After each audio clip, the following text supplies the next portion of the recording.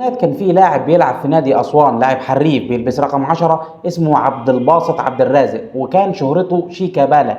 ومع بداية الألفية الجديدة أخوه الصغير ظهر مع نادي الزمالك باسم شيكابالا برضه. 1986 وتحديدا في مدينة أسوان كان العالم العربي على موعد مع مولد نجم كبير في تاريخ الكرة المصرية والعربية، وهو محمود عبد الرازق شيكابالا. أخذ مع نادي الزمالك كل البطولات الممكنة، الدوري والكاس والسوبر والكونفدرالية ودوري أبطال أفريقيا والسوبر الأفريقي، كل البطولات أخذها شيكابالا. ودايما ليه أهداف أيقونية مفيش حد يقدر ينساها، محدش يقدر ينسى هدفه في قمة القرن 2020 ما بين الأهلي والزمالك اللي جابه في مرمى الشناوي. كتير بتقول إن شيكابالا ظلم نفسه، وناس أكتر منهم شايفين إن الظروف والعوامل المحيطة هي اللي كانت ضد شيكابالا.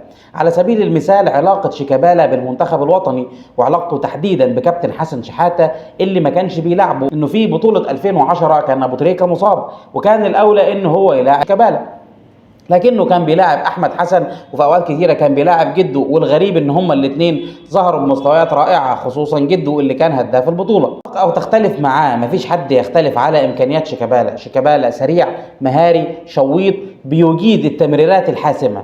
شيكابالا من افضل اللعيبه اللي جت في تاريخ مصر. موقف تاريخي مع جماهير الاهلي سنه 2012، كان في ماتش شغال ما بين الزمالك والاسماعيلي، وما بين الشوطين وصل لهم اخبار مذبحه بورسعيد. ساعتها شيكابالا رفض استكمال المباراه، وبالفعل اتلغت المباراه وما كملتش. ومن ساعتها النشاط الرياضي توقف في مصر في الموسم ده. اسطوره حيه من اساطير الكره المصريه ومن اساطير نادي الزمالك، ومفيش حد يقدر ينكر ده.